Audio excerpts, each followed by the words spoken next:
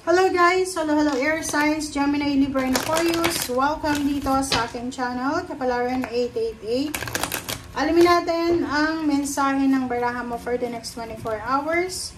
This is for air signs, Gemini, Libra, and Aquarius. Okay, lovers, mature woman. Okay, so meron ditong like for example, relationship. Merong relationship na posibleng hindi aprobado sa magulang. Okay, like for example, ikaw, hindi gusto ng magulang mo yung karelasyon mo. Or it's either ikaw, hindi ka gusto ng magulang ng karelasyon mo. Okay, comment down below if you resonated. Or possible na may pagkakataon kung lalaki ka na air signs, makatagpo ka na medyo may edad na babae, na pwedeng maging asawa mo, or pwedeng maging anong tawag dyan, partner mo sa buhay. Yung iba din sa inyo dito, pwedeng may mga air signs, Gemini, Libra, and Aquarius dyan na medyo may edad na kayo. And sinasabi ng barahan na possible na nawawalan na kayo ng pag-asa na makapag-asawa, magkaroon ng anak, magkaroon ng relationship.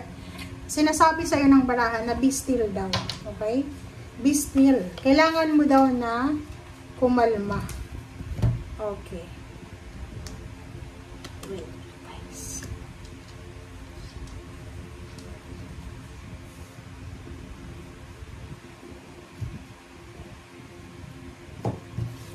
Okay, so tingnan natin.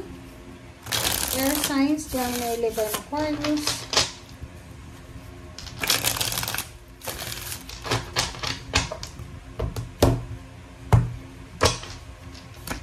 Okay, the morning. So, yun, diba? So, parang sinasabi sa'yo dyan na may pag-asa pa. Doon sa may mga edad na babae ka man or lalaki na parang feeling mo wala nang magmamahal sa'yo, hindi ka na makakatagpo ng relationship. Sinasabi ng the morning card na yan na may pag-asa pa daw. 9 of Pentacles and 4 of Cups. So, may iba sa inyo dito na air signs, Gemini, Libra, and Aquarius na naghihintay kayo. You're waiting for the fulfillment of your wishes. Financial.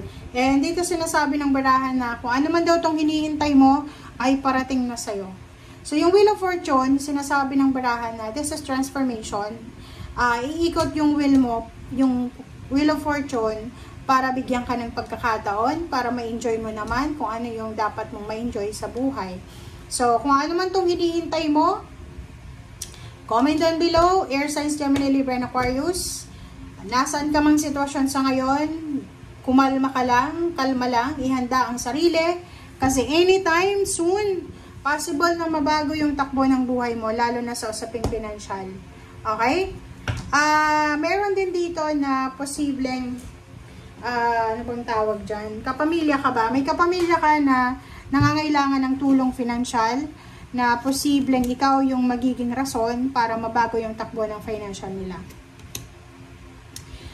Dito naman, sa dalawang barang to, sinasabi na merong choices and options. So, possible na marami kang choices, 2 or 3 or 4 na choices and option na pwedeng pagkakitaan. Ang medyo magulo eh. Parang hindi mo alam kung alin dito yung tatanggapin mo.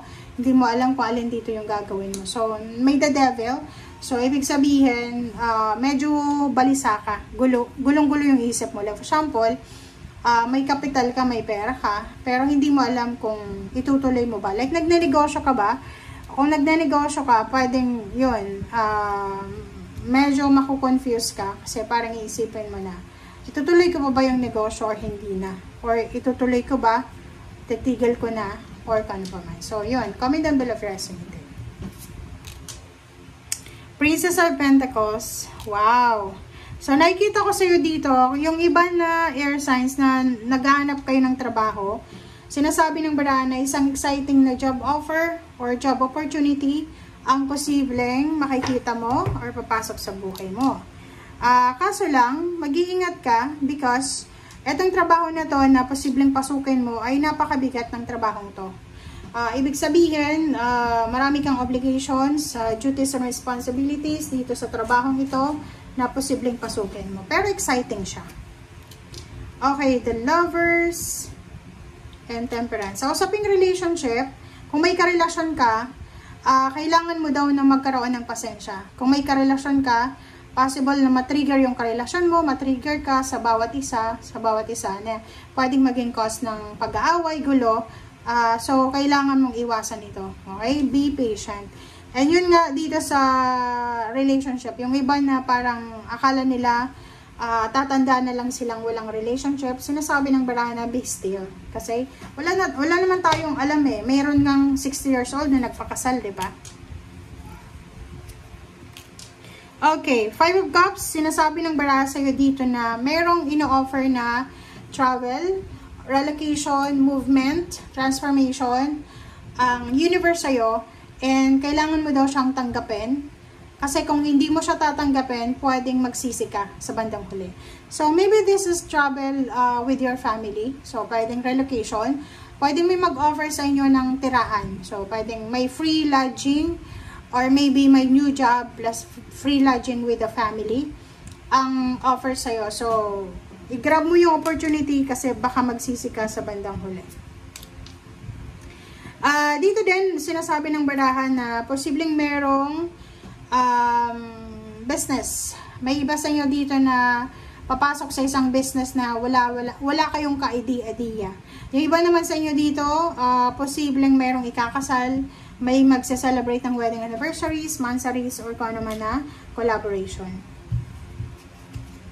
Okay. Sinasabi ng baraha sa iyo dito na mag-iingat tayo sa paghahawak ng pera, lalo na sa pagbibusiness. Kasi yung 3 of Pentacles dito plus 5 of Pentacles, sinasabi ng barahan na kung ikaw ay magne-negosyo, wag mong ilalagay lahat ng pera mo sa isang negosyo. Yung parang halimbawa, may example dyan eh. Halimbawa kung maglalagay ka ng sari-sari store, yung first months mo, hindi mo dapat ubusin yung budget mo dyan, yung capital mo, para ibili ng mga goods or products. Dapat daw, unti-unti. Yung parang halimbawa, yung gusto mong mag-swimming, diba? I-check mo muna, using your left foot, kung ano ba, malamig ba yung tubig, hindi yung agad na magda-dive ka, parang gano'n. So, yun yung energy na sinasabi dito. And Prince of Pentacles. Wow. So, sinasabi ng baraha sa'yo dito na may mga tao na willing kang tulungan para sa plano mo. It's either about money, job, negosyo, or kano pa man. So, sinasabi ng baraha sa'yo dito na the universe is generous sa ngayon. So, kailangan mong humingi ng tulong. Ganun talaga guys. If may mga kailangan tayong tulong, ang una natin na hinga ng tulong ay ang Panginoon. Diba? Hindi tayo dapat na humihingi ng tulong sa ibang tao. Kung hindi pa tayo lumapit sa Panginoon, kailangan siya muna. Okay? Kasi siya yung gagawa ng paraan. Siya yung magbibigay sa atin ng tao na pwedeng makatulong sa atin. So, eto sa'yo, sinasabi ng baraha kung ano man ang mga pinoproblema mo, mga issue sa buhay, just give it to God and then ask for help. Okay? Thank you guys. Bye!